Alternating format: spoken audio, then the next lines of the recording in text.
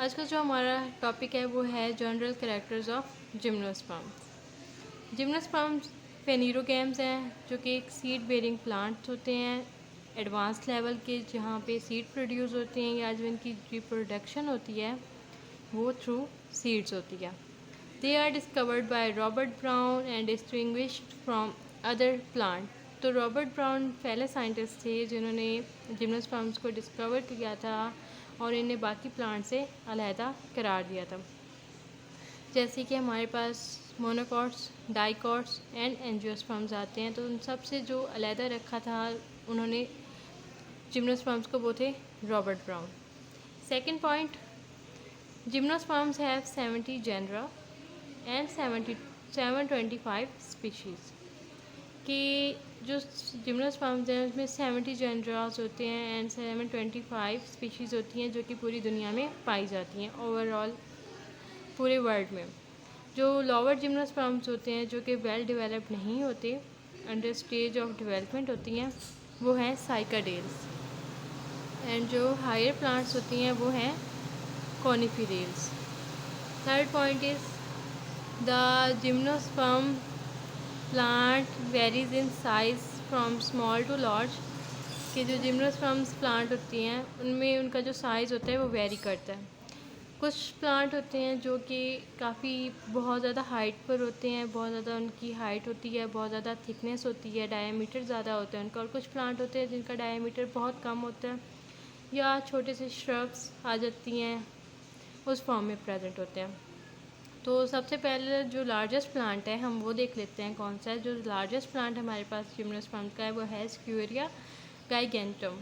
ये सबसे largest plant है जो कि पूरी दुनिया में पाया जाता है। ठीक है, पूरी दुनिया में सबसे लार्जेस्ट प्लांट जो जिम्नोस्पर्म्स का है वो ये है, जो कि किससे बिलोंग करता है, कॉनिफेरेल्स से। इसकी हाइट जो है हमारे पास है 280 फीट, फाउंड इन कैलिफोर्निया में पाया जाता है। इसकी एज है 4000 ईयर्स, थिकनेस है 79.8 फीट एंड डायमीटर 102.8 फीट। तो ये था सबसे लार्जेस्ट जिम्नोस्पर्म। अब हम आते हैं स्मॉलेस्ट जिम्नोस्पर्म्स की तरफ, क्योंकि जहाँ पे हम लार्जेस्ट की बात कर रहे हैं तो वहाँ पे हम स्मॉलेस्ट भी देखेंगे। The smallest gymnosperm is zamia pygmaea. ठीक है, ज़ेमिया पाइगेमी जो है वो सबसे स्मॉलेस्ट जिम्नोस्पर्म है, जिसकी हाइट है जो सिर्फ 5 सेंटीमीटर है। मतलब एक श्रब की फॉर्म में ये पाया जाता है, इससे ज़्यादा इसकी हाइट नहीं होती और ये सबसे स्मॉलेस्ट जिम्नोस्पर्म है। अब तो यहाँ पे आगे थी बातें जिम्नोस्पर्म्स के साइज़, उसकी जो है ना स्पीशीज़ के बारे में और उन्होंने किसे डिस्कवर किया। अब हम आते हैं उनकी रियल जनरल कैरेक्टर, जैसे कि उनकी बॉडी फॉर्म की तरफ। तो जो जिम्नोस्पर्म्स हैं वो एवरग्रीन होते हैं। एवरग्रीन का मतलब कि पूरा साल जो है हरे भरे रहते हैं, मतलब ग्रीन रहते हैं, उनमें कोई येलोइश नहीं होती। लीफ फॉल्स होते हैं मगर इतने ज़्यादा नहीं कि जैसे पतझड़ के मौसम में हो जाए। एवरग्रीन रहते हैं। स्लो ग्रोइंग प्लांट्स होते हैं। स्लो ग्रोइंग मतलब बहुत आहिस्ता आहिस्ता इनकी ग्रोथ होती है, काफ़ी साल लग जाते हैं इन्हें अपनी मैक्सिमम हाइट अटेन करने में। तो इनकी जो ग्रोथ होती है वो बहुत स्लो होती है बाकी प्लांट्स की निस्बत। Perennial woody shrubs and trees. Perennial का मतलब कि ये ईयरली जो है ना अपनी जो है ना ग्रोथ जारी रखते हैं, स्टॉप नहीं करते, रिप्रोडक्शन शो करते हैं और ये वुडी होते हैं। Woody shrubs and trees, shrub के फॉर्म में होंगे या फिर ट्री के फॉर्म में होंगे। जैसे कि हमने ऊपर देखा है, श्रब में हमारे पास ज़ेमिया पैगेमिया आ जाता है जिसकी हाइट 5 सेंटीमीटर है, और ट्रीज़ की फॉर्म में हम ले सकते हैं कोई भी पाइनस, साइकस, जो भी प्लांट जो कि श्रब के प्लांट से ज़्यादा हाइट अटेन करते हैं। और जो सबसे इम्पॉर्टेंट बात है वो ये है, दे आर एक्जीरोफिटिक नेचर।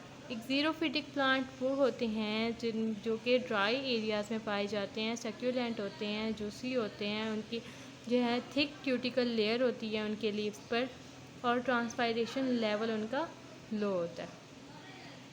ठीक है, यहाँ तक आ गई प्लांट्स की बात। अब हम इसकी बॉडी पे आते हैं। The plant body is differentiated into root, stem and leaves. तो जिम्नोस्पर्म ऐसे प्लांट होते हैं जिनमें हमारे पास रूट भी होती हैं, स्टेम्स भी होती हैं एंड लीव्स भी होती हैं, मीन्स वेल डेवलप्ड होते हैं। The leaves are of two types. अब इसमें लीव्स की टू टाइप्स आ जाती हैं। सबसे पहले हमारे पास हैं foliage leave. Foliage leaves large megaphyllous होती हैं और स्मॉल होंगी तो हम उन्हें कहेंगे माइक्रोफिलस। ठीक है। फोलिएज लीव्स जो हैं वो ग्रीन कलर के होते हैं और इनमें क्लोरोफिल होता है और ये फोटोसिंथेसिस में भी अपना रोल प्ले करते हैं। सेकंड हमारे पास टाइप आ जाती है स्केल लीफ।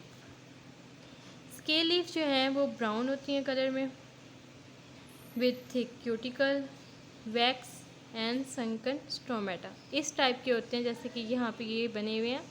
तो ये प्लांट पे जो है ना पूरी तरह से इस तरह करके प्रेजेंट होते हैं कि प्लांट को कवर कर लें, प्लांट के स्टेम को। इनमें क्यूटिकल की लेयर होती है थिक, तो इस वजह से ये ज़्यादा ट्रांसपायरेशन में अपना रोल प्ले नहीं करते, वैक्स फॉर्म करते हैं, या फिर संकन स्टोमेटा होते हैं जो कि एक ज़ीरोफिटिक प्लांट की एक कैरेक्टरिस्टिक है। Next, the leaves do not have lateral veins and possesses transfusion tissue in vascular bundle। कि जो लेटरल वेन्स होती हैं प्लांट में, जैसे कि लीफ होता है ऐसे, तो उसमें ये लेटरल वेन्स होते हैं। तो ये इस तरह की वेन्स हमें जिम्नोस्पर्म्स के लीव्स में नहीं मिलेंगी, प्रेजेंट ही नहीं होती, एब्सेंट होती हैं। Transfusion tissue in vascular bundle. अब ट्रांसफ्यूजन टिश्यूज़ जो होते हैं वो ऐसे टिश्यू होते हैं जिनमें पेरेन्काइमा सेल्स होते हैं with thin walls, not lignified. Not lignified का मतलब कि उन पे लिग्निन की कोई लेयर प्रेजेंट नहीं होती और वो बहुत थिन सेल्स होते हैं। और दूसरे इनमें लिविंग सेल प्रेजेंट होते हैं हमारे पास लिग्निफाइड ट्रेकाइड सेल, जो कि एक्साइलम्स में प्रेजेंट होते हैं। ठीक है, तो ये दो लिविंग सेल्स प्रेजेंट होते हैं ट्रांसफ्यूजन टिश्यू में। और ये सबसे यूनिक कैरेक्टर है जिम्नोस्पर्म्स का, क्योंकि बाकी प्लांट्स की फॉर्म में जैसे कि एंजियोस्पर्म, मोनोकॉट, डाइकॉट, ट्रिडोफाइट्स, उनमें ये नहीं पाया जाता, ये कैरेक्टर प्रेजेंट नहीं होता, ये सिर्फ जिम्नोस्पर्म का कैरेक्टर है।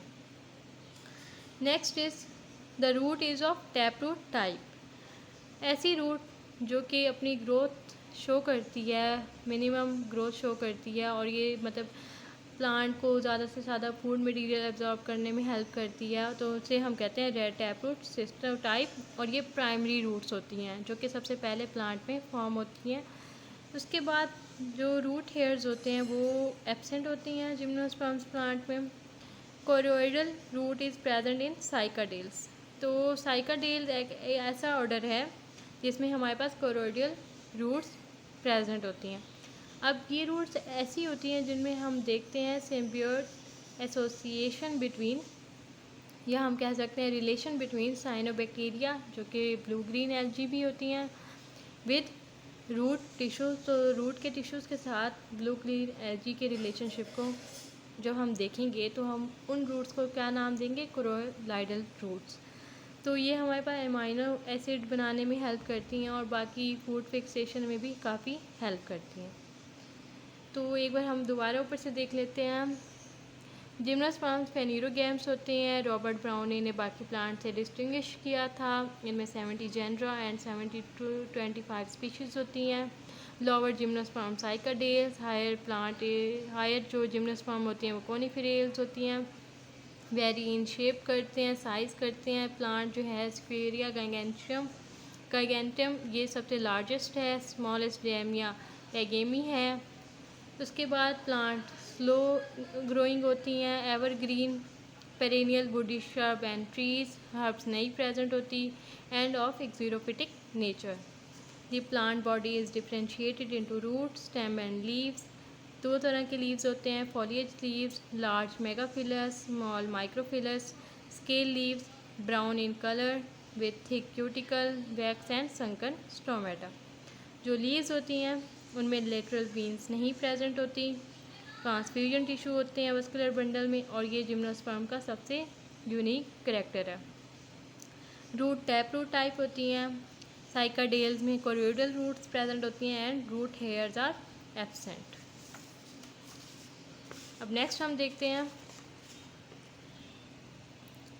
जो वस्कुलर बंडल होती है वो रिंग फॉर्म में प्रेजेंट होती है। इस तरह की फॉर्म में जो है हमारे पास वस्कुलर बंडल जिम्नोस्पर्म में प्रेजेंट होती हैं, ठीक है।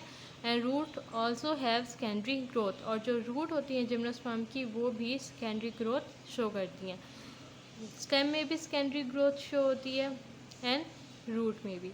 इन gymnosperm fibre and vessels are absent in xylem, only parenchyma cells and tracheids are present. कि जो फाइबर और वेजल्स होती हैं वो जिम्नोस्पर्म के एक्साइलम में नहीं पाई जाती, एब्सेंट होती हैं। सिर्फ parenchyma cells and tracheids present होती हैं। The phloem have only one sieve cells and parenchyma cells, ठीक है। जो फ्लोएम होती है एक्साइलम के ऑपोजिट, ठीक है। फूड की ट्रांसमिशन में हमारे काम आती है फ्लोएम, उसमें सिर्फ sieve cells and parenchyma cells ही प्रेजेंट होते हैं। तो उसमें भी जो मेन कंपोनेंट है जैसे कि companion cells and fibre cells are absent.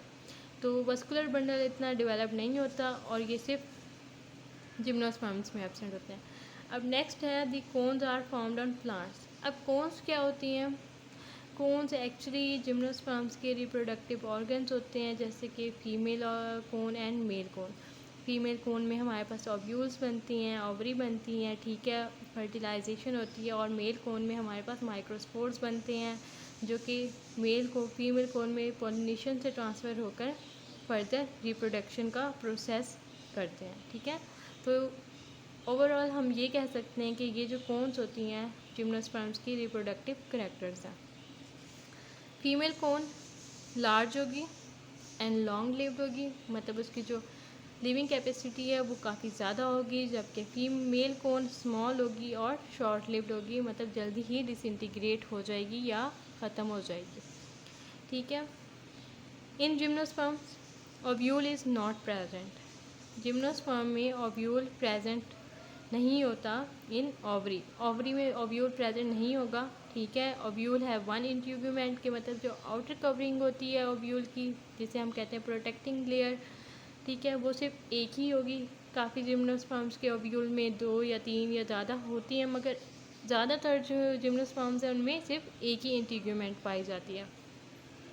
And no double fertilisation is present except in ephedra has abnormal pollination, ठीक है। एफिड्रा जो है जेनिटेल डिवीजन का एक ऑर्डर है या स्पीशी कह सकते हैं, ठीक है। उसमें डबल फर्टिलाइजेशन होगी but has a abnormal pollination. Double fertilisation क्या होती है ये भी अक्सर बच्चे सोचते हैं कि डबल फर्टिलाइजेशन क्या है, अक्सर ये भी डेफिनेशंस पूछ ली जाती हैं। तो डबल फर्टिलाइजेशन एक ऐसा प्रोसेस है जिसमें एक फीमेल के ओव्यूल या को डेवलप करने के लिए 2 मेल कोन से माइक्रोस्पोर बाय पॉलिनेशन आते हैं, ठीक है। मतलब 1 female cone with 2 male cons.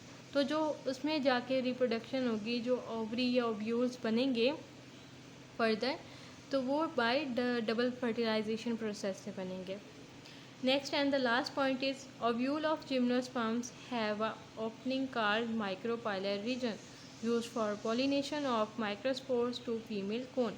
सबसे अहम करेक्टर एक ये भी है जिम्नोस्पर्म का कि जो ओवरी होती है जिम्नोस्पर्म फीमेल कोन की, उनमें एक रीजन होता है यहाँ पर जिसे हम कहते हैं माइक्रोपाइलर रीजन। यहाँ पे माइक्रोपाइलर रीजन होगा, देन नीचे उसके बाद यहाँ पे करके हमारे पास आ जाएगी पोलन ट्यूब।